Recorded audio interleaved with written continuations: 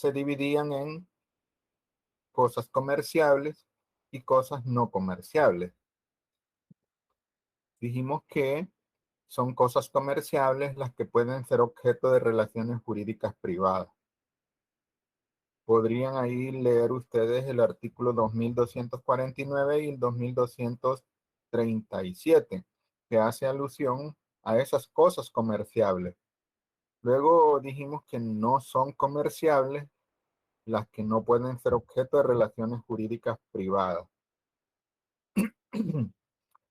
Deben de poner atención en el punto de que se trata de cosas que no pueden ser objeto de relaciones jurídicas privadas, lo cual no significa que podrían ser objeto de relaciones jurídicas de carácter público.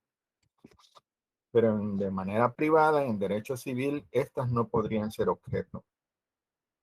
Les había señalado que las cosas incomerciables o que no pueden ser comerciables, lo podrían ser atendiendo a diferentes razones. Una, porque la cosa en sí, en virtud de su naturaleza, no admite el comercio sobre ella.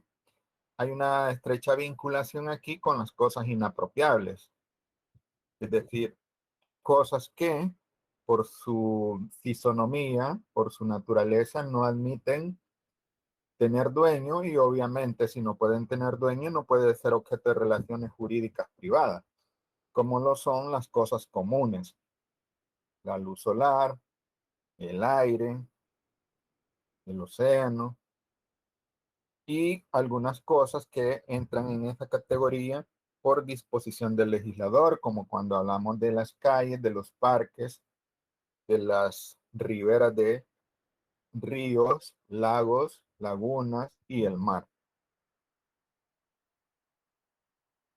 Si una cosa es incomerciable, significa que si se ejecuta una relación jurídica privada, vale decir un contrato que tenga por objeto esa cosa, no va a tener valor, va a ser completamente nulo. Porque allá en el título preliminar del código dice de que cuando se contraría la ley, el acto o contrato es nulo completamente, porque está en contra de la norma jurídica. Bueno, si no tienen preguntas, vamos a hablar de otra clasificación. Atendiendo al sujeto de derecho de dominio, las cosas se clasifican en A, cosas particulares, B, cosas nacionales. Si se fijan aquí, el criterio es quién es el titular del derecho de dominio. Recuerdan que cuando iniciamos la asignatura comenzamos diciendo de que había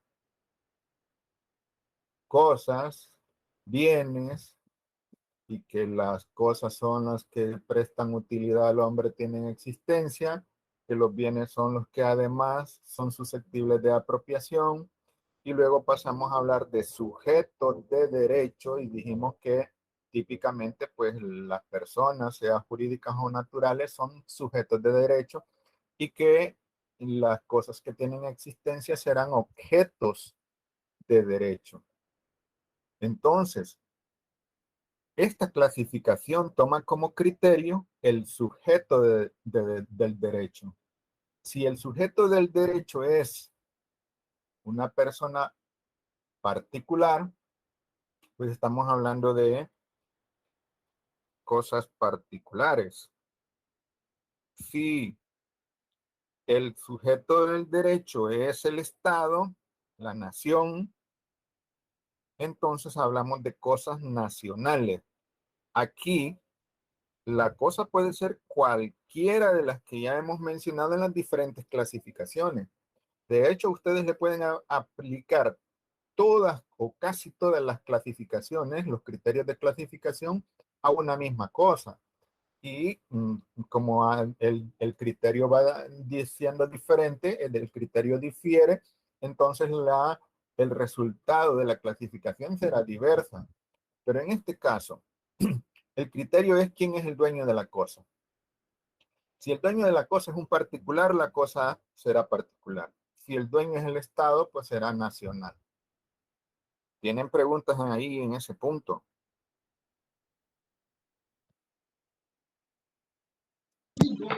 En, en cosas particulares puede entrar un vehículo. Completamente, completamente, no hay ninguna duda. Casi el universo de cosas que usted podría mencionarme pueden ser pertenecientes a un particular. Ahora, el Pero Estado, mande, si si el vehículo pertenece a al gobierno, por ejemplo, a un ministerio, al Ministerio de Educación, ahí en particular o nacional. es nacional porque le pertenece a una institución del Estado. Recuerde usted que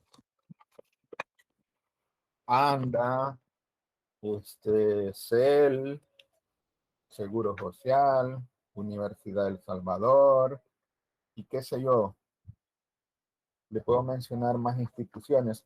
Son instituciones de derecho público que forman parte de la estructura estatal.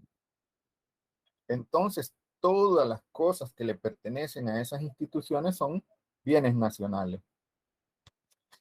Ahora, vamos a hacer una subclasificación de esos bienes nacionales, pero en sí el bien nacional es aquel que le pertenece al Estado, el Estado que puede tener diferentes instituciones. Dice el Código Civil en el artículo 571, se llaman bienes nacionales cuyo dominio pertenece a la nación toda. Luego dice el inciso segundo del 571, si además su uso pertenece a todos los habitantes de la nación, como el de las calles, plazas, puentes y caminos, el mar adyacente y sus playas, se llaman bienes nacionales de uso público o bienes públicos. Y el inciso tercero del 571 dice, los bienes nacionales cuyo uso no pertenece generalmente a los habitantes se llaman bienes del Estado o bienes fiscales. Entonces, según la disposición, los bienes nacionales se pueden subclasificar. Hay bienes nacionales fiscales y bienes nacionales de uso público. ¿Cuáles son los bienes nacionales fiscales? Aquellos que le pertenecen al Estado, pero su uso corresponde solo al Estado para funcionar. Y serán bienes del Estado, bienes nacionales de uso público, aquellos que pueden ser usados por toda la población. Fíjense bien que digo toda la población. Imagino yo que ustedes ya hacen diferencia entre lo que es población y nacionales. Y si en las materias que han cursado no hicieron esa diferenciación, bueno, yo las digo. Cuando se habla de nacionales, se refiere a aquellas personas que tienen el vínculo jurídico político con el Estado. Esos son los nacionales, los que tienen la vinculación. Ahora, cuando hablamos de población, nos estamos refiriendo a personas que se encuentran en una área geográfica determinada. Perfectamente, en nuestro país pueden estar habitando personas que no tienen el vínculo jurídico con el Estado de El Salvador. Esas forman parte de la población, pero no de los nacionales. Y perfectamente podría también darse el fenómeno de personas que no están residiendo en nuestro país, que no tienen vínculo jurídico político con nuestro Estado, pero que están transitando por el territorio del Estado. A eso les llaman transeúntes. Y mientras están de paso por El Salvador, obviamente podría decirse que están en una situación jurídica sometidos a las reglas del territorio y podrían incluso alguien considerarlo como parte de una población, aunque ellos están de paso. ¿Tienen alguna pregunta? Bueno, silencio es que no. Veamos un ejemplo de un bien que es del Estado, pero que se considera fiscal. En la universidad, por ejemplo, ustedes deben de haberse fijado que hay unos microbuses, unos pick-up que son de la universidad, son bienes del Estado entonces, pero que no pueden ser utilizados por cualquier persona. Solo los utilizan las autoridades de la universidad para las actividades propias de la universidad. Por ejemplo, nosotros tenemos un sistema bastante arcaico en el que el decano, el vicedecano tienen que acudir a reuniones en la ciudad de San Salvador, ya de Consejo Superior Universitario, ya de Asamblea General Universitaria, porque hay representantes nuestros en, en aquellas instituciones. Entonces viajan en esos vehículos, viajan en esos vehículos. Si llega una persona, imagínense que alguno de ustedes, ya porque dijimos que son bienes nacionales, llega y dice, mire, yo voy a necesitar ese microbús porque quiero pasear, quiero ir a Cuco. Pues y le dicen que no se lo prestan y usted dice, bueno, pero es un bien nacional. Sí le van a decir, pero es un bien nacional fiscal, solo para el funcionamiento del Estado, no es de uso público. Diferente es con las calles, con los parques, en los cuales no le pueden decir de que no los puede usar, es que son para uso público. Las playas del mar son de uso público. Entonces ahí está la diferencia entre los bienes nacionales fiscales y los bienes nacionales de uso público. Si el bien le corresponde a un particular, entonces vamos a hablar de bienes que son particulares, que Tengo le una pregunta. pertenecen a una persona particular. ¿Sí? Y por ejemplo, los medios de transporte público, esos clasifican como solamente bien nacional, ¿verdad? Porque o sea, porque pues sí, ¿verdad? Puedes utilizarlos y son de uso público, pero no entran en fiscal porque no puedes ir a decir, hey, me puedes prestar ese bus, por ejemplo, ¿no? Con lo que usted está mencionando, Josué, no podría caer en una categoría de bien nacional esos autobuses que le pertenecen a personas particulares. Son bienes particulares. Oh, Lo que ocurre es que esas personas han obtenido una concesión del Estado para prestar un servicio público, que es el transporte. Bajo esa circunstancia, ellos están obligados a prestar el transporte porque lograron una concesión del Estado ajá. y no podrían impedirle a alguien que use o no use ese servicio. Obviamente que sí hay una regla y es que tiene que pagar por ello, pero no son bienes nacionales. Esos Pero autobuses son particulares que están prestando un servicio público.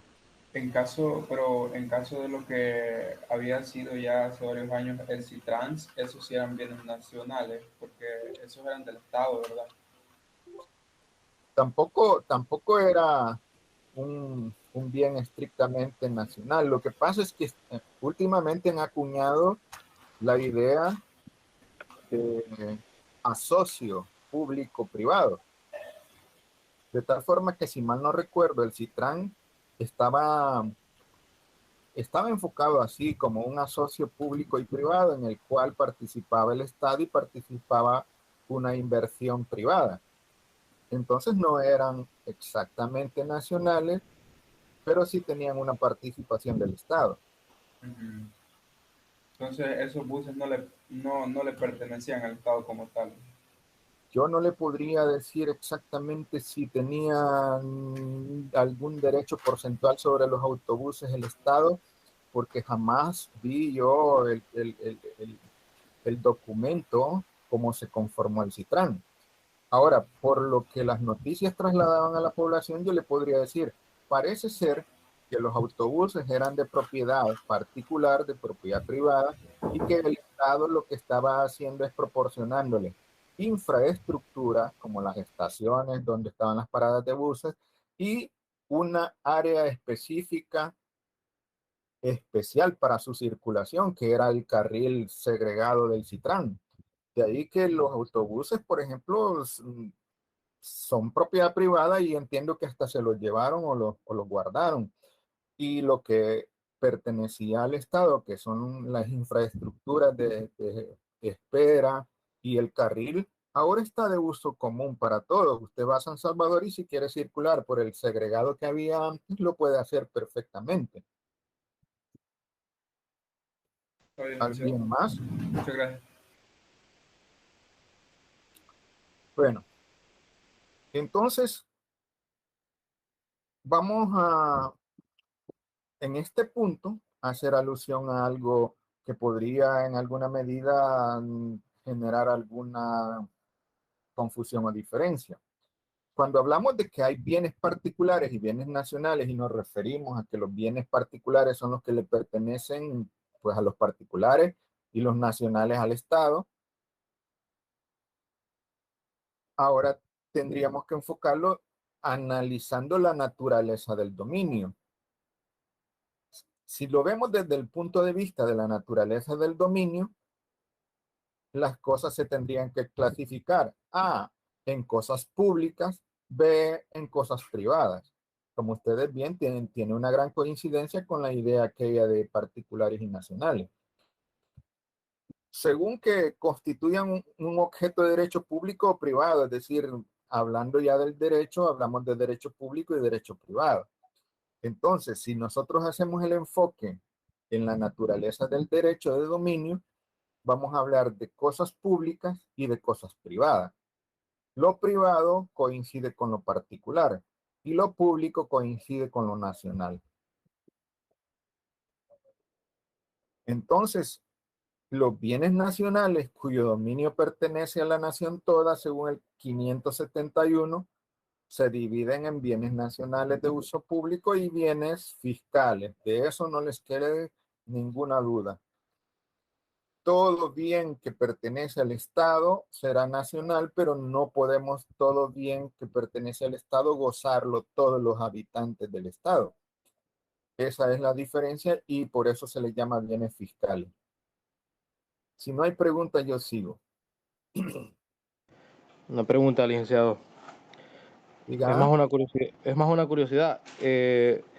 ¿Los bienes confiscados pueden llegar a ser nacionales, así como tal? Yo creo que usted mismo me ha dado la respuesta. Es decir, su pregunta contiene la respuesta. Usted me ha dicho los bienes confiscados. Si partimos de que la confiscación es el que el Estado se hace con el derecho de dominio sobre la cosa, pues en el momento que lo confiscaron pasa a ser del Estado. Ahora, no serán bienes del Estado aquellos que temporalmente estén sustraídos por alguna investigación, pero cuando el Estado aplica el decomiso, cuando el Estado se hace con el derecho de propiedad sobre ese objeto, entonces estamos ante una situación de que ya pasa a formar parte de bienes del Estado. Ahora, ¿en qué categoría va a quedar? Si va a ser un bien fiscal o un bien de uso público, generalmente dependiendo del tipo de bien puede analizarse ese fenómeno. Por ejemplo, han habido muchos vehículos que se les han confiscado a estructuras que, entre comillas, se dice son delincuenciales.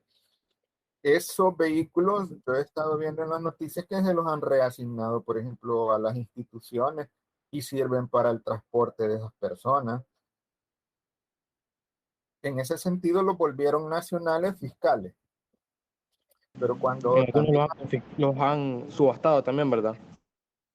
pues, ¿qué le diría yo? No tengo así certeza de que hayan subastado algunos bienes confiscados. Lo que ha estado haciendo el Estado es utilizándolos para su funcionamiento. Cuando han decomisado inmuebles, lo que hacen es que allí instalan ¿qué? Oficinas o bien de médicas del Instituto del Seguro Social o puestos de policía o esto o lo otro, de tal forma que y yo no entiendo que el Estado pueda subastar bienes que están en condiciones de funcionamiento. Generalmente el Estado subasta bienes muebles, típicamente, que están siendo desestimados porque ya han caído en desuso porque ya cumplieron con el tiempo de servicio. Por ejemplo, cuando los vehículos ya están muy viejos, y ustedes podrán ver allá en la universidad unos carros que están por agronomía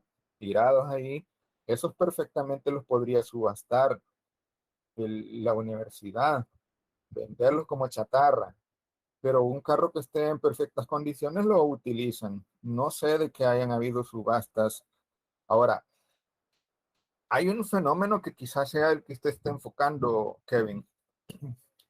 Allá en las aduanas, cuando viene alguien y trae mercadería, le hacen un estimado de los impuestos que debe de pagar. Tiene un plazo para ello. Si él no llega a pagar en ese plazo, pues entonces el Estado se hace con esa mercadería y esas sí las venden en subasta. Pero son generalmente cosas de un valor relativamente menor. Ahí sí funciona eso. ¿Alguna otra pregunta?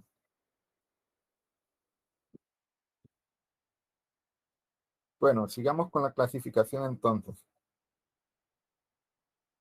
Atendiendo a si las cosas tienen motricidad propia o no, estas se clasifican en cosas animadas y cosas inanimadas. Son cosas animadas las que tienen motricidad propia. Son inanimadas las que no tienen motricidad propia. Bueno, les he dicho que a los animales se les considera cosas. Legalmente son cosas. Pónganme un ejemplo de una cosa animada. Un perro. Un perro, perfecto. Ganado. Un ganado, un caballo. Bueno, los animales que tienen motricidad propia, es decir, que se pueden ellos mover por sus propios medios, son cosas animadas. Ahora pónganme un ejemplo de cosas inanimadas. Una silla. Perfecto, una silla es una cosa inanimada, no tiene Un motricidad propia. tractor. Eh, Vamos a ver quién me dijo un tractor. Yo, licenciado. Eric, dígame usted si el tractor se puede mover de un lugar a otro, que sería el mismo caso de un vehículo, ¿verdad? Sí, pero por la fuerza de una persona. Que será por la fuerza de una persona, será que yo lo voy empujando y entonces lo voy moviendo. Lo maneja más que todo porque la fuerza se la da el motor. La persona lo va guiando. Ajá. Sí, le estoy haciendo las preguntas porque es necesario dejar claro esto. Sí, los vehículos, los tractores, los camiones, todas esas máquinas que tienen un motor y que ese motor los impulsa, alguien podría pensar, bueno, ellos tienen motricidad, pero en realidad ellos requieren de que haya una persona que los active y los dirija. Modernamente ya tenemos vehículos que con inteligencia artificial incluso pueden ir ellos solos transitando, pero en todo caso siempre requieren de que haya una gestión humana para realizar esa actividad. Tiene levantada la mano Gloria Melissa.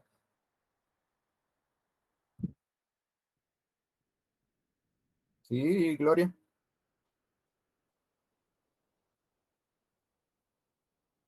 Bueno, tiene levantada la mano Gloria Melissa Ventura Asturias, entiendo yo, pero no dice nada.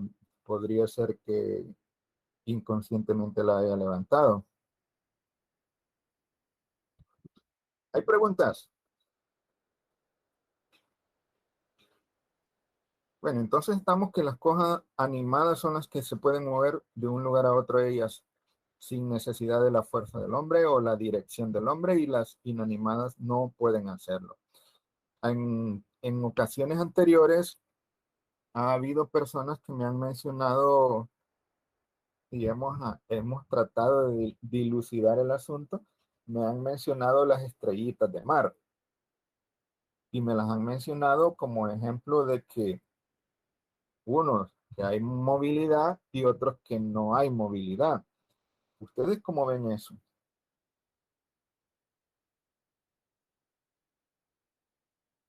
Me imagino que todos saben a qué me estoy refiriendo, ¿verdad? En el caso de una estrella de mar, yo diría que sí, porque, o sea, Que sí, aunque pero que sí que sí es un objeto animado, porque aunque ella por sí sola, o sea, no se mueva, pues tiene sus, no sé, cómo alimentarse, posee algún movimiento, aunque sea minúsculo, para alimentarse. Yo siento que sí tiene motricidad propia. algunos me han dicho de que tienen a los alrededores unos vellitos y que sí, que se mueven. Yo honestamente yo veo que el movimiento de las aguas las moviliza de un lugar a otro, pero no sé, ahí ustedes valoren si encuentran que hay movilidad propia o no, porque si el movimiento es generado por el movimiento que tienen las aguas, entonces no habría tal motricidad. No estamos hablando aquí de cosas que tengan vida o no tengan vida, porque una cosa es tener vida y otra es tener movilidad, porque creo que ustedes podrían aceptar que los árboles tienen existencia, tienen vida, pero no tienen movilidad. No sé qué piensan ustedes si los árboles les consideran que tienen vida en el sentido que nosotros manejamos, es decir, biológicamente hablando. Ellos germinan, crecen, se expanden, generan frutos. Si usted corta su corteza, va a encontrar alguna savia. Algunos incluso utilizan esa savia para fabricar algunos productos como el hule. Sí, José.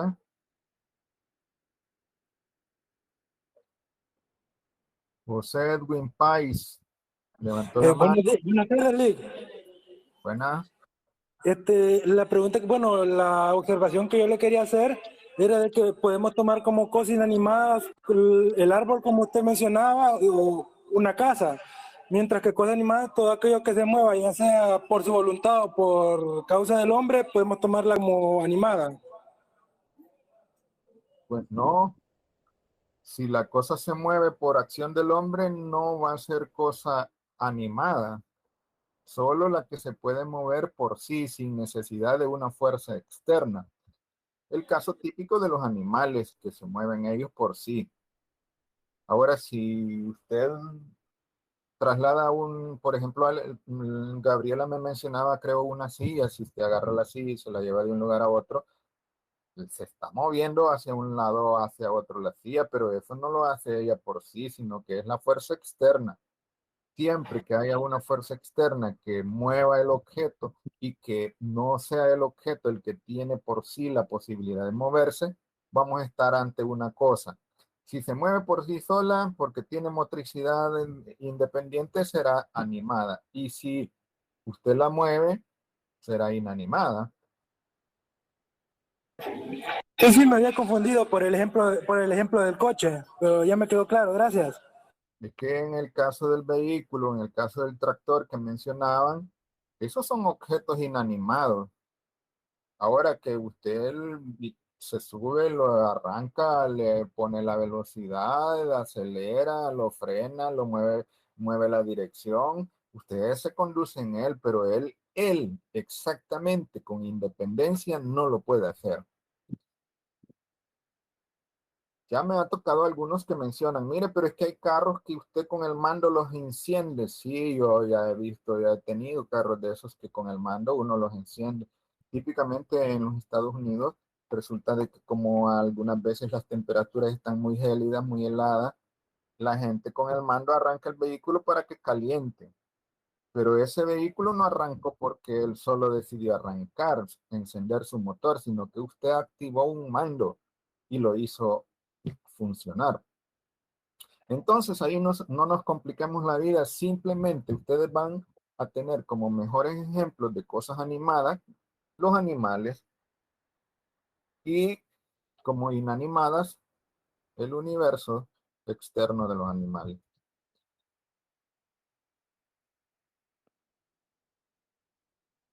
He terminado por este momento con todo lo que es la clasificación de las cosas. De toda la clasificación de las cosas que hemos visto, si tienen preguntas me las pueden hacer. Luego de que yo responda a esas preguntas, iniciaría con otro tema. Ya terminaríamos con la clasificación de cosas y yo pasaría a hablarles de otro tema. Así es que les doy la opción de que de todas las clasificaciones que hemos hablado, si alguna duda tienen, si alguna inquietud tienen, pues la puedan plantear.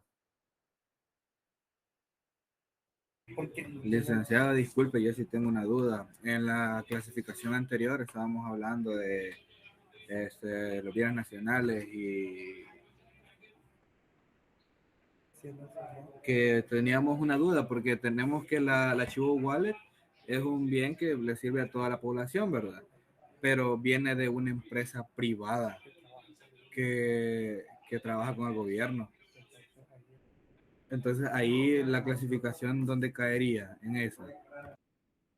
Primero dígame usted qué es la Chivo Wallet. Es una aplicación de uso público que toda la gente la puede utilizar para, como por así decirlo, mover sus finanzas. Como por ejemplo la moneda Bitcoin. Y yo sí le digo que el Banco Agrícola tiene también una aplicación que permite que uno pueda hacer pagos, hacer transferencias de dinero, es decir, las mismas operaciones que usted me está mencionando. Vean, la aplicación en sí generalmente son para uso generalizado, pero típicamente hay alguien que las elabora, los programadores. Si el Estado compró la aplicación en sí y ahora permite que todo el mundo la use, pues vendría a ser una cosa nacional de uso público.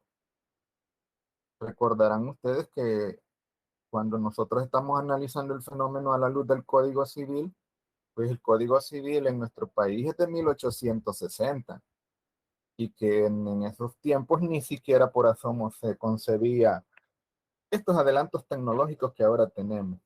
De hecho, mucho de lo que ocurre con estas tecnologías no está regulado y están empezando a regularlo. Así van a encontrar ustedes la firma digital, van a encontrar ustedes que ya están adecuando en el área penal los delitos que se cometen mediante la informática, mediante las comunicaciones que generan las redes sociales.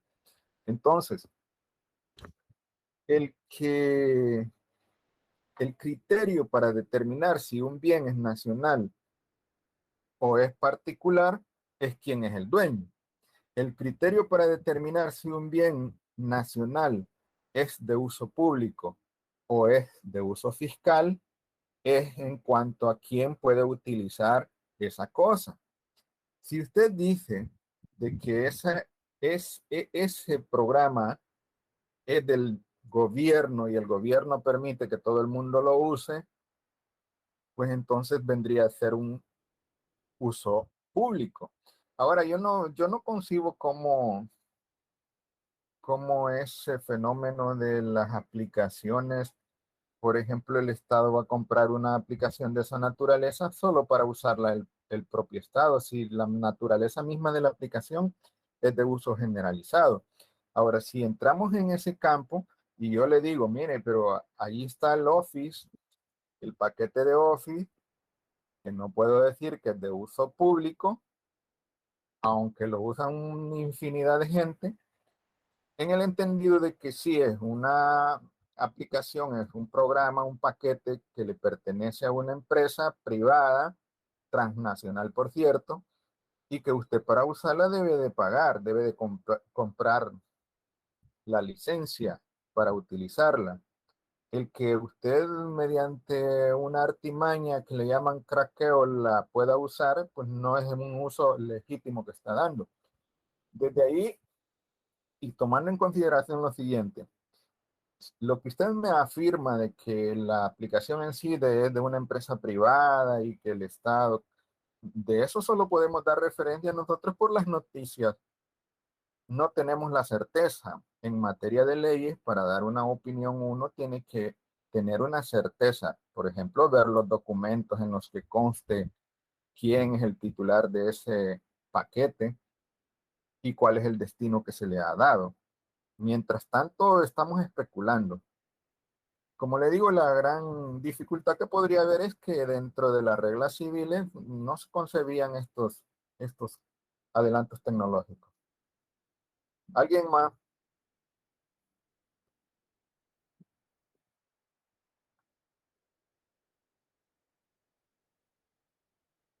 ¿Hay preguntas sobre clasificación de cosas?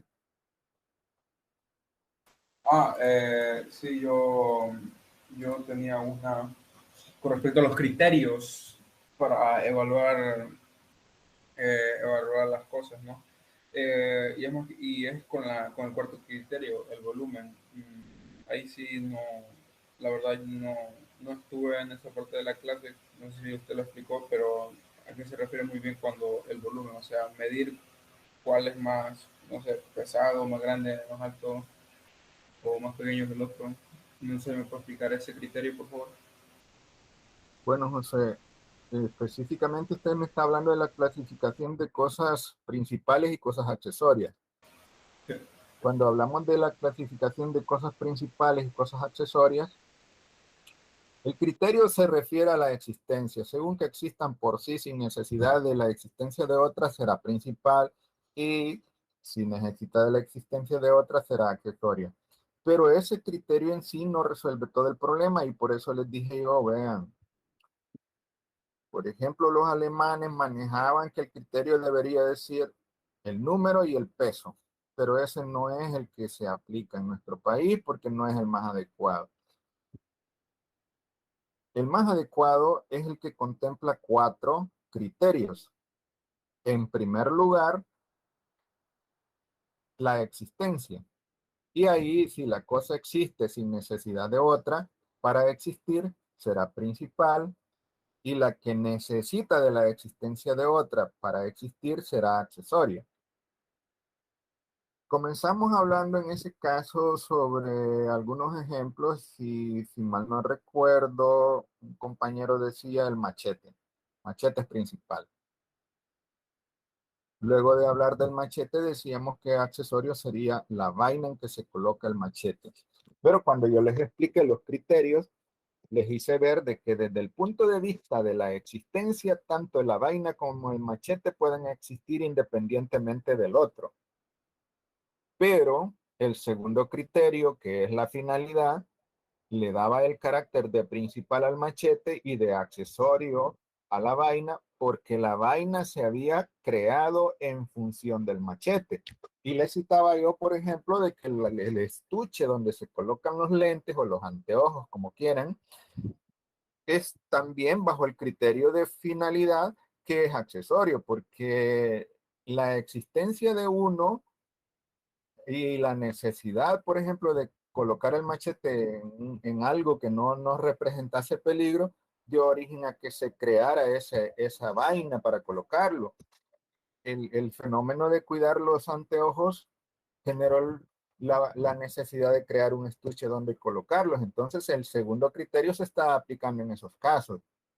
Ahora, les dije, hay un tercer criterio y es el valor económico de la cosa.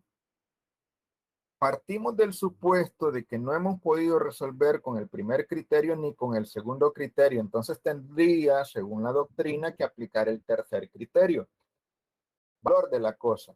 Desde ese ángulo les decía que la cosa que valga más, objetivamente hablando, y cuando digo objetivamente hablando, estamos dejando de lado el valor afectivo, que ese es un valor que se le da internamente en la mente de la persona a algo y puede darle un mayor valor del que realmente tenga.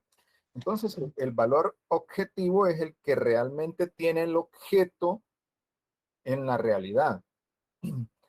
Desde ese ángulo, lo que valga más será principal y lo que valga menos será accesorio. Bueno, pero podríamos encontrarnos en un caso en el cual ninguno de los tres criterios citados resuelve el problema. Y les decía yo, el último criterio que vamos a aplicar es el tamaño, es el volumen.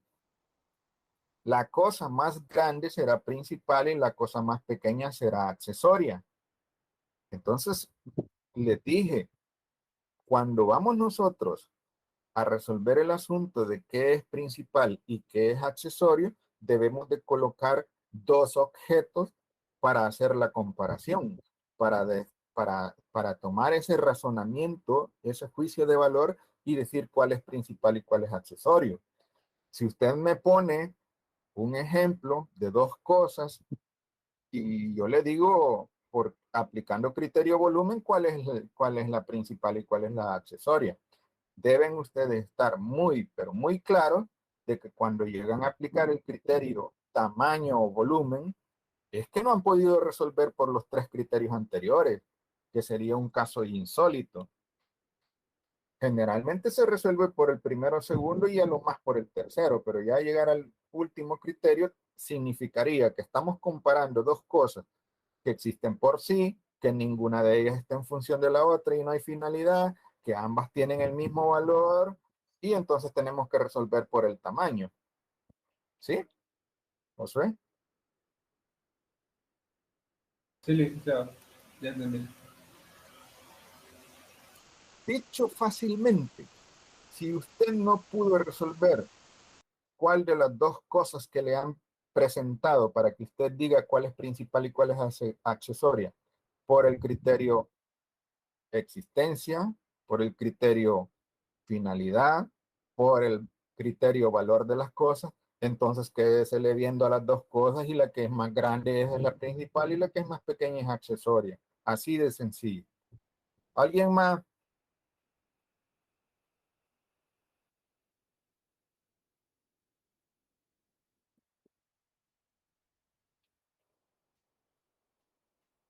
Bueno, el silencio me deja a mí con la expectativa de que entendieron perfectamente todo. Licenciado, yo tengo una pregunta. Es sobre la tarea que nos dejó de la incomerciabilidad. ¿Me podría dar un ejemplo de ello? No solo fue de la incomerciabilidad. Díganme la tarea completa. También fue de la inalienabilidad. Les dije, vayan a un diccionario, ¿verdad? Y Sí, revisen el licenciado. contenido de Pero esas definiciones. yo quisiera que me diera un ejemplo de incomerciabilidad para entenderle un poquito más al concepto. Vayamos. Cuando se dice incomerciabilidad, es que no se puede comerciar. Es decir, que la cosa está fuera del comercio. Les dije cuando hablé de esa clasificación, hay cosas que están fuera del comercio por su naturaleza. Ejemplo, el aire, la luz solar, eh, el océano, la mar, no puede ser objeto de relaciones jurídicas privadas. Hay cosas que son incomerciables porque el Estado, mediante su legislación, ha prohibido el comercio en relación a ellas. Les cité, si mal no recuerdo yo, el ejemplo de las drogas, de las armas. Y les dije, vean, aquí hay una categoría adicional de cosas que son de comercio restringido, es decir, no se ha prohibido completamente comerciar con ellas, pero sí se ha restringido. Caso de drogas, que pueden los laboratorios que elaboran medicina comprarlas, caso de armas, que pueden las personas comprarlas, previamente logrando una licencia para tener y portar un arma. Entonces, en el ejemplo, yo le cité también que algunas cosas que típicamente son comerciables podrían ser incomerciables cuando había una resolución judicial que las afectase, como cuando se ha embargado una cosa. De ahí que le he mencionado que el aire, la luz solar, el océano, le he mencionado cosas embargadas, podría ser mi vehículo, que yo le debo al banco, que no le pago, que me lo embarguen y está fuera del comercio, se vuelve incomerciable en ese momento. Ahí tiene. Ahora, el enfoque por el que yo les mandé a leer las definiciones de incomerciabilidad e inalienabilidad es porque hay algunas semejanzas, pero hay algunas diferencias. ¿Sí? Así que revisen las definiciones y hacen una comparación. Hay cosas que son inalienables y hay cosas que son incomerciables. Pero hay diferencia en el fondo, porque si bien las inalienables podrían ser el género y las incomerciables la especie, pues da diferencia la definición de los diccionarios jurídicos. ¿Alguien más?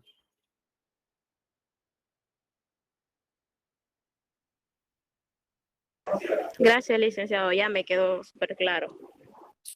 Ahí revise el diccionario de Manuel Osorio, está en digital y es bien común bajarlo.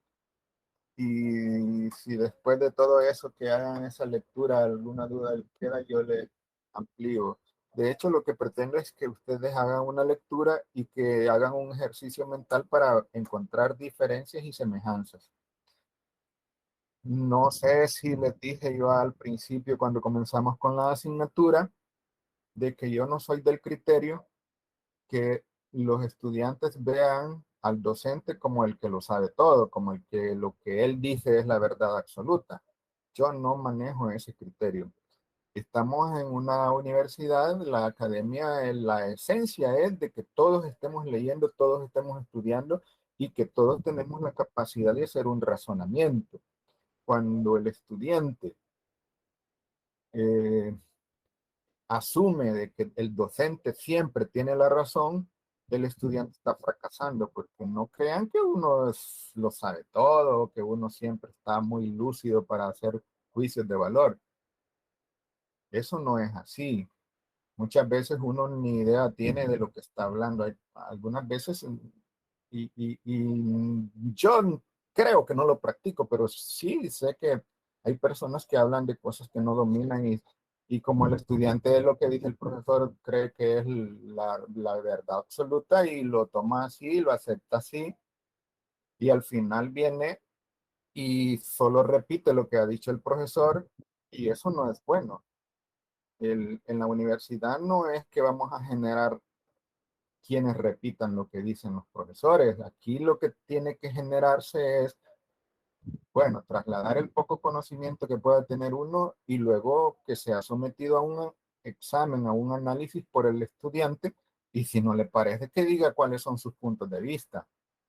Fíjense que en materia de leyes hay una gran diferencia con las matemáticas. Incluso he oído que las matemáticas no son exactas, pero allá en matemáticas, pues criterios así como que unos piensen una cosa y otros piensen otra no se ven. Allá son operaciones. En cambio aquí, yo les digo, leamos un artículo y les garantizo de que algunos lo van a entender de una forma y otros lo van a entender de forma diferente. lo cual significa que aquí son criterios, son capacidad de análisis, capacidad de interpretación. Entonces, eso es lo que quiero que hagan ustedes, que analicen, que interpreten y que si algún cuestionamiento hay al planteamiento del docente, lo hagan saber. Yo no me molesto porque haya cuestionamiento. Bueno, entonces estamos de que si de la clasificación de las cosas no hay más preguntas, yo paso a hablarles de otro tema.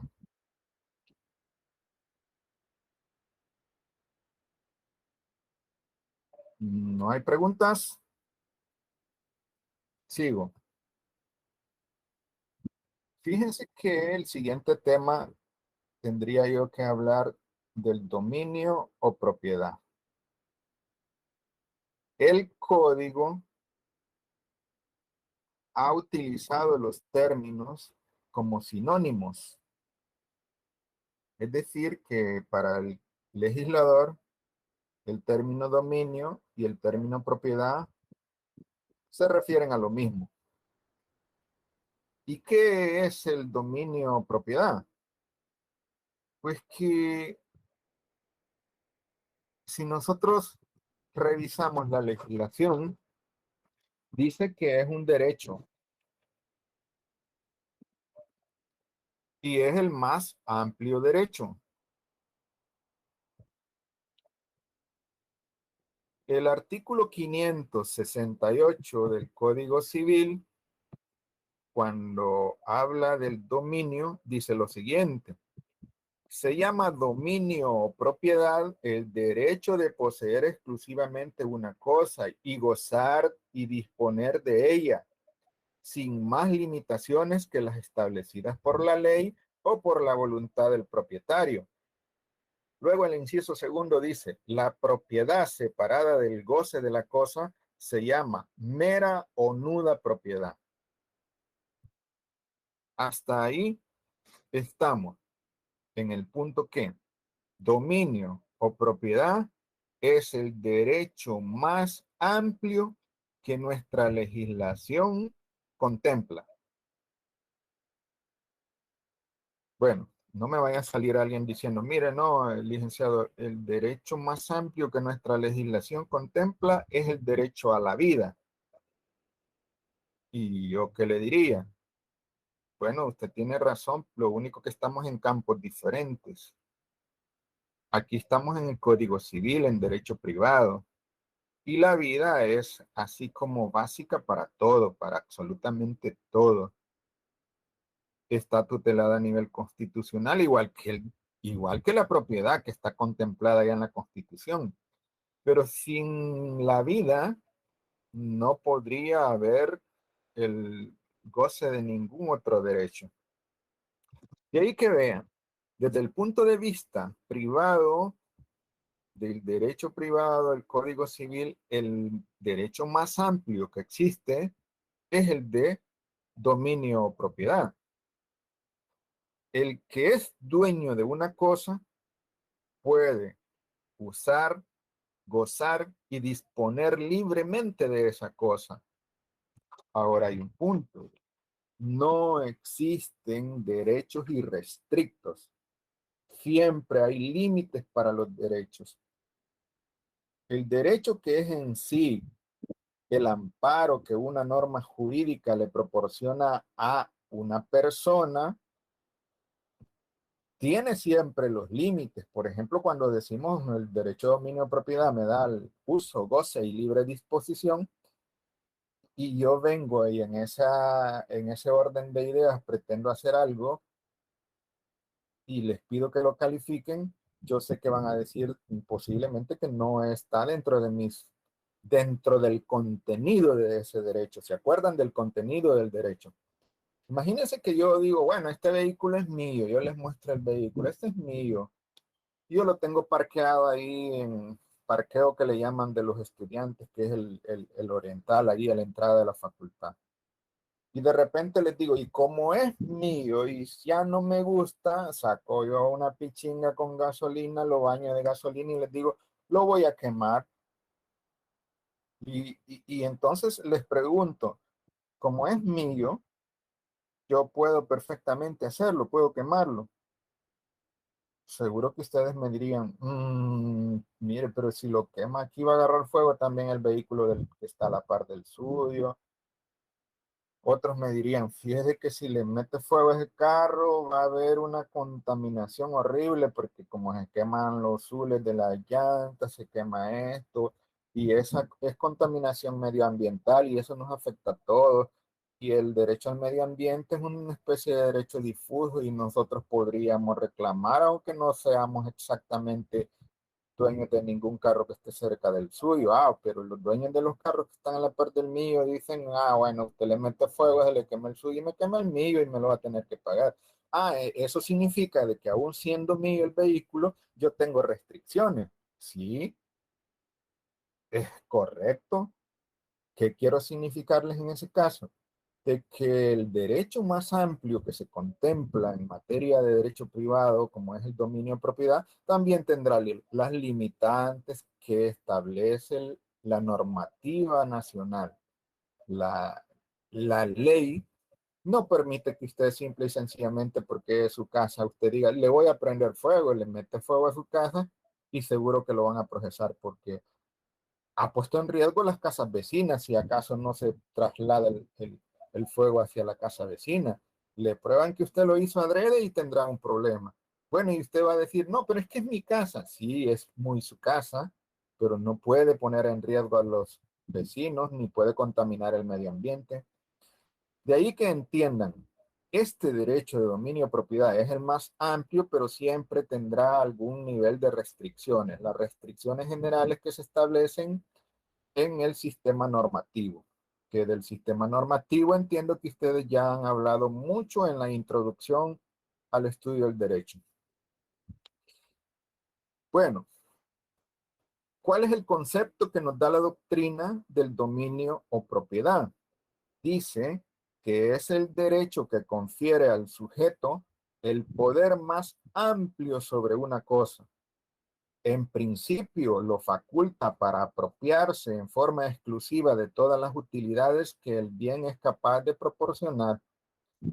Entonces, en la definición, dice que es el más amplio derecho y que faculta como en principio, lo cual significa que hay mucho más, apropiarse de todas las utilidades que el bien pueda proporcionar. Si usted tiene un terreno y ahí hay frutos, son suyos. Si usted quiere construir, ahí puede construir. Obviamente con las reglas que hay de restricción para las construcciones. Si usted lo cultiva, pues también puede hacerlo. Si usted le quiere dar permiso a alguien para que ahí viva, también puede hacerlo. Si usted quiere darle pasada ahí, también puede hacerlo. Es decir, usted todos aquellos beneficios que pueda proporcionarle esa cosa, usted es el directamente favorecido, el que las va a gozar o que si no las quiere gozar usted se las puede trasladar a alguien más, como cuando usted presta un objeto que le pertenece. Cuando yo presto mi vehículo, yo estoy trasladando los beneficios que ese vehículo me proporciona a otra persona y lo puedo hacer porque si tengo el uso, el goce y la libre disposición, que también se le llama en doctrina abuso, yo podría incluso deshacerme del derecho de dominio que tengo sobre ese vehículo regalándoselo a alguien. Simple y sencillamente, esa es una facultad de abuso que le llaman o de libre disposición. Por el punto extremo es que yo lo puedo hacer ajeno, lo puedo trasladar. Ahora, la doctrina, que no es exactamente, les dije yo, desde el punto de vista de la ley, el código los equipara, pero la doctrina hace, hace una especie de diferencia. Algunas corrientes doctrinarias hacen una especie de diferencia entre lo que es el dominio y lo que es la propiedad. En este punto, para que no nos confundamos, partamos de lo siguiente. El código los considera iguales, los equipara como sinónimos, dominio y propiedad. La doctrina tiene una corriente que considera que son sinónimos, que son equivalentes, que son lo mismo, pero hay otra corriente doctrinaria que hace una diferenciación entre los términos dominio y propiedad. Ahora, ¿cuál es la diferencia que alguna corriente doctrinaria hace entre el término dominio y propiedad? Y es que dicen, el término dominio se utiliza para el derecho real que recae sobre cosas materiales. Y el término propiedad se utiliza respecto de todo tipo de cosas. ¿Cuál es la diferencia que hace esta corriente doctrinaria? Es colocar como género el término propiedad, porque dice que se le aplica a todo tipo de cosas, debiese de entenderse tanto a las cosas materiales reales como a las inmateriales, y en cambio dice que el dominio solo se utiliza exactamente en el caso de el derecho real que recae sobre cosas materiales. Según la doctrina, entonces, si la cosa es material, el término dominio es el apropiado. Pero si es inmaterial o es material también, pues también queda abarcado en el término propiedad, significando que el término propiedad lo entienden como más amplio que el término dominio. Ahora, el código no hace esa diferencia. Eso es una corriente doctrinaria. ¿Tienen preguntas?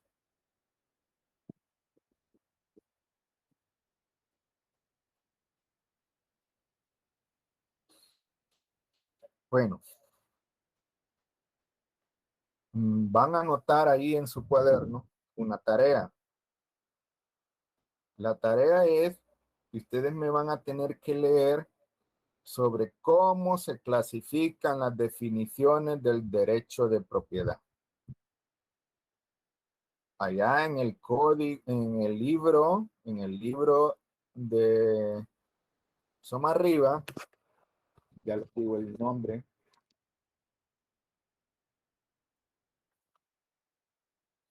Si ustedes se buscan los bienes y los derechos reales de Arturo Alessandri y Manuel Somarriba. Y en ese libro van a encontrar ustedes que hay diversas clases de definiciones de esos conceptos. Por ser meramente de lectura, yo lo dejo que ustedes lo hagan. Ahora, esta es una tarea de las que yo he dicho, no voy a verificar, es decir, yo no le voy a pedir a ustedes, miren, muéstrenme si hicieron esto o no lo hicieron. Pero ya les he dicho que en caso no hagan la tarea, yo en el examen podría preguntarles y bajo esas circunstancias, si no la han hecho, pues van a tener el problema de no saber de qué estoy preguntando.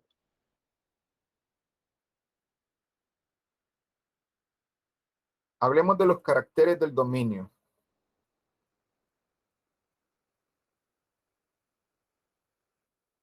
Bien podría decir alguien, hablemos de las características del dominio.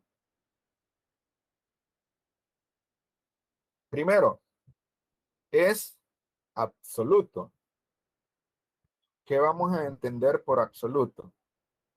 Esto tiene dos alcances. Primero, se dice que el dueño puede ejercitar sobre la cosa todas las facultades posibles. A eso se refieren cuando dicen que es absoluto. Pero también tiene otro contenido, es decir, otro alcance. Segundo, también que el dueño tiene un poder soberano para usar, gozar y disponer de ella a su arbitrio. Nosotros asociamos la idea de absoluto en el sentido que es total, que es todo, ¿verdad? Entonces jurídicamente dice, miren, es que aquí hay dos alcances, dos contenidos, que el dueño puede usar la cosa con todas las facultades posibles y también que tiene un poder soberano para usar, gozar y disponer de ella a su arbitrio. Ustedes deberán de estar claros de lo que ya hemos hablado, de que esas facultades no son ilimitadas y que siempre va a haber un límite. ¿Hay preguntas sobre esto?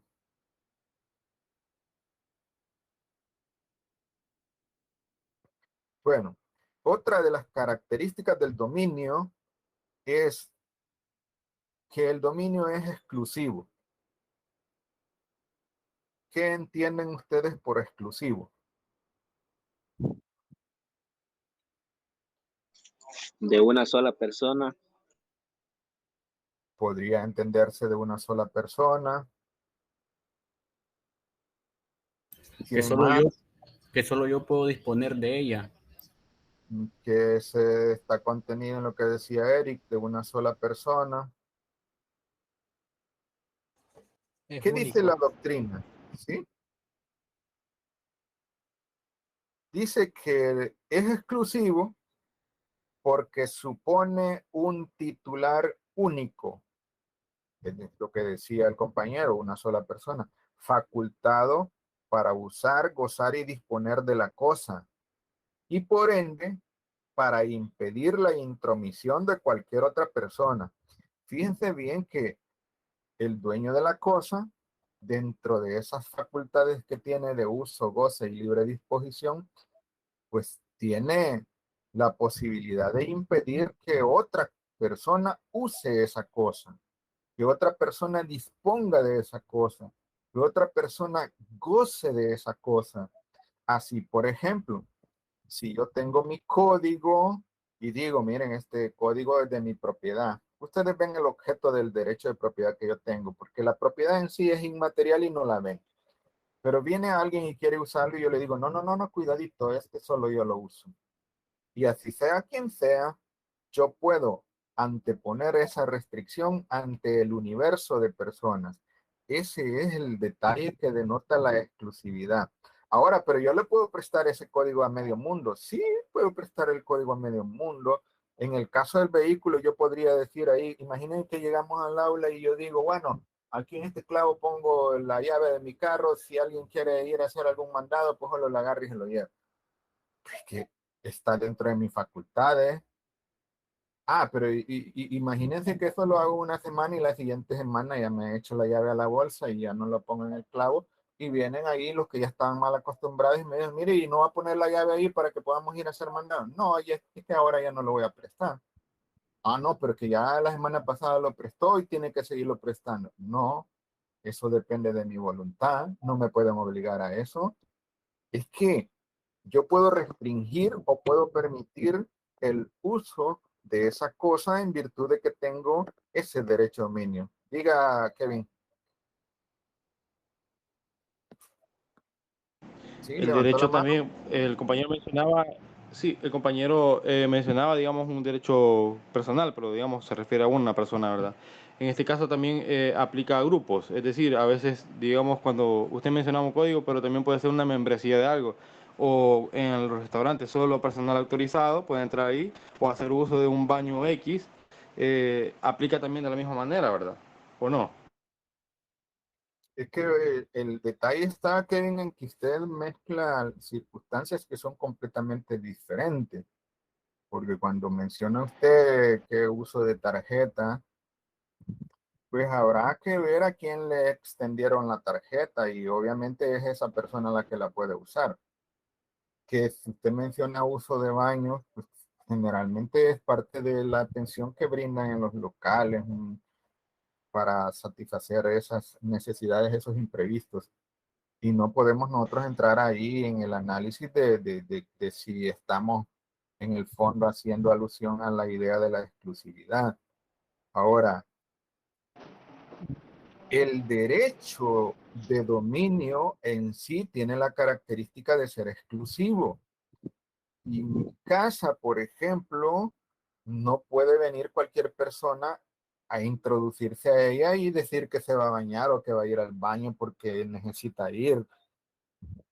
Pero si yo se lo permito, puede hacerlo. Pero no es porque en sí haya o no obligación mía de hacerlo, es por una decisión particular.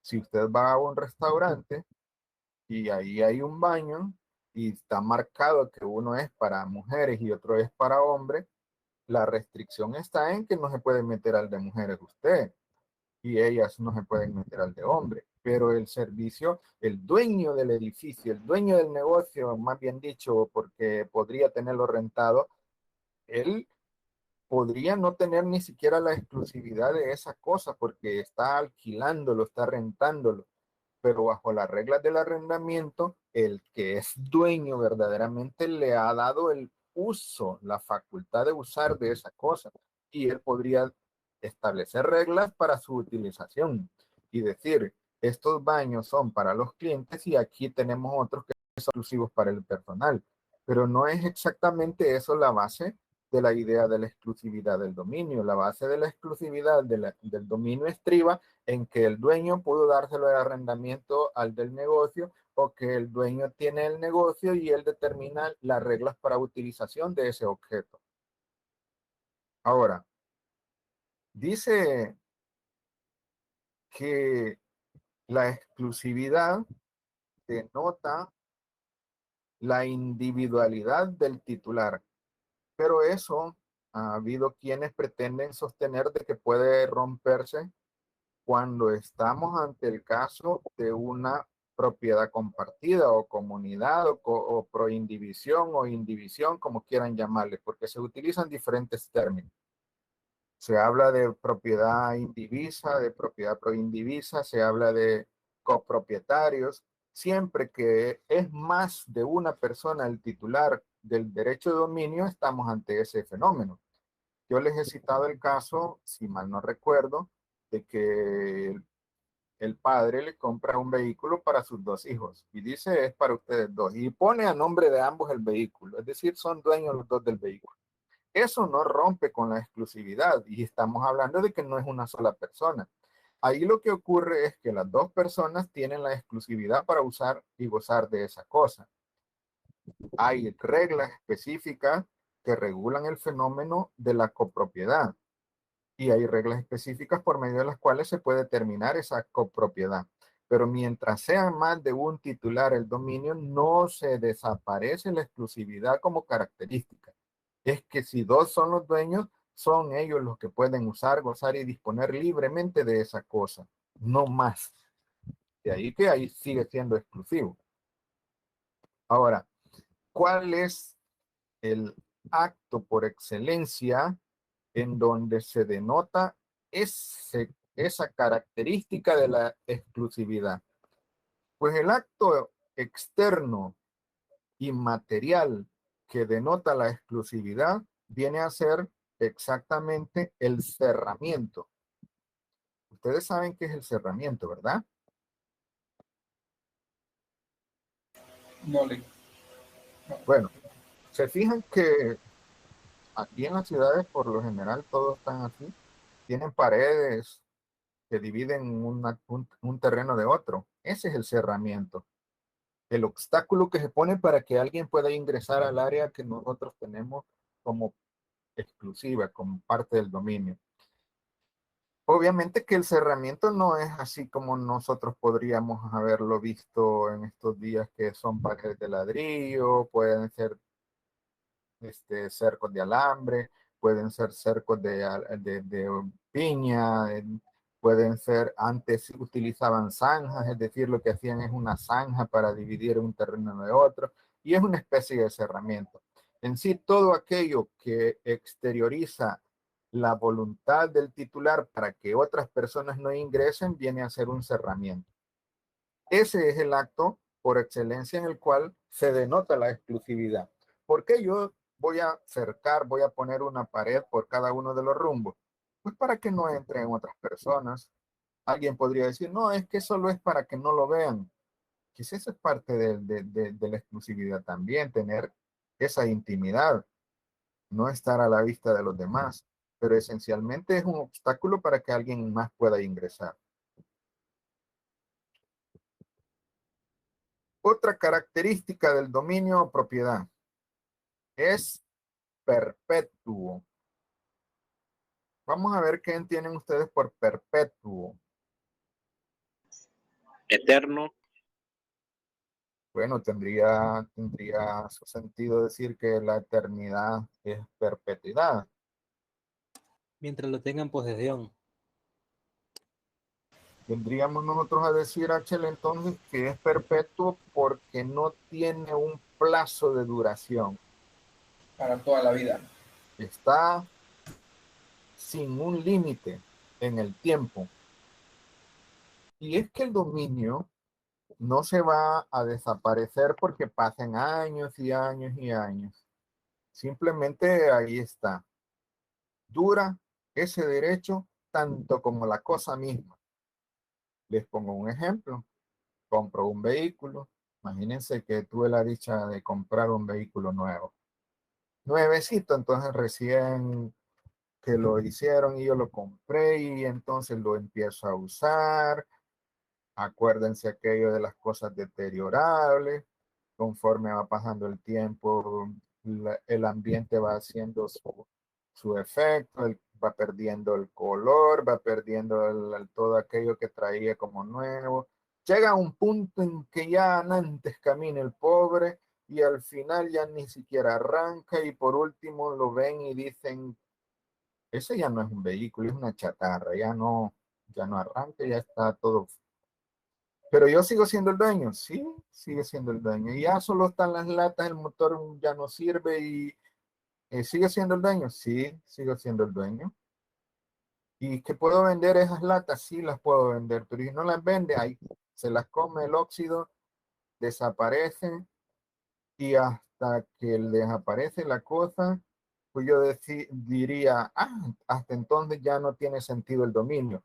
Obviamente alguien me podría decir, mire, pero yo tengo aquí un documento que acredita que soy dueño de ese vehículo y el vehículo en sí ya solo está quedando un pedazo de lata. Ya no es vehículo, le digo yo, sí, pero el derecho ahí lo tengo. Pues díganme ustedes qué sentido tendría decir que se tiene un derecho si el objeto ya no existe. Les pongo otro ejemplo. ¿Qué dirían ustedes? Antes hubo un tiempo en que las bicicletas tenían que matricularse, tenían placas, así como las motocicletas, una placa en la parte trasera. Y había una tarjeta de circulación de las bicicletas. Resulta que yo dejo parcada la bicicleta ahí en una oficina y me la llevan. Ese se llama hurto, no robo, porque no hubo violencia sobre la persona. Y es un hurto simple porque no hubo violencia sobre la cosa. Se llevaron la bicicleta. Pero yo tengo la tarjeta que me acredita como dueño. ¿Sigo siendo dueño de esa bicicleta? Pues podría existir la bicicleta en manos de otra persona, pero en mis manos ya no existe. Es decir, la cosa ya desapareció de mi poder. ¿Qué sentido tiene hablar de un derecho sobre algo que no tiene existencia? De ahí que por eso se dice que el dominio es perpetuo y dura tanto como la cosa misma. Al desaparecer la cosa, pues el derecho ya no tiene un objeto porque desapareció la cosa. Que el dominio desaparece porque yo vendí la cosa. No desaparece el dominio. Como derecho no ha desaparecido, sigue existiendo. Ahora, ¿qué es lo que ocurre? Si A le vende a B su vehículo, lo que hace es trasladarle el dominio. El derecho que él tenía como titular ahora se lo pasó a otra persona. ¿Sigue existiendo ese derecho de dominio? Sí, pero ahora el titular es otra persona. Ya no es A, sino que es B. Mientras la cosa exista, podría haber una camándula de titulares de dominio porque ha ido pasando de unas manos a otras. En ese sentido, se dice que ese derecho es perpetuo y que dura tanto como la cosa misma. ¿Tienen alguna pregunta?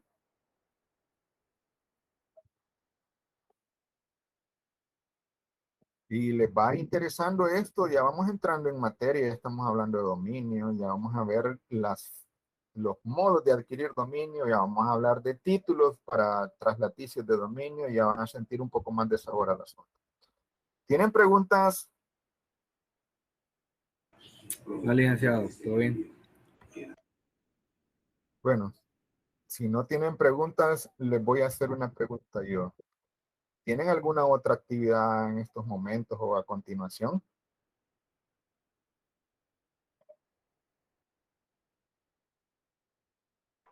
No, Lick. Les pregunto esto por lo siguiente. Yo he visto, a mí la aplicación me va marcando cuántas personas están en la reunión, me marca quiénes se retiraron, a qué hora se retiraron, cuántos están en la reunión, cuántos salieron. Y entonces veo que están solo 89, pero son como 129, 130 los inscritos, los que me aparecen inscritos. Entonces, por eso me entró la duda de que si tenían alguna actividad y es por la actividad que se estaban saliendo. Ahora, yo les he dicho claramente que eso de que alguien entre o no entre, eso es una cuestión meramente particular.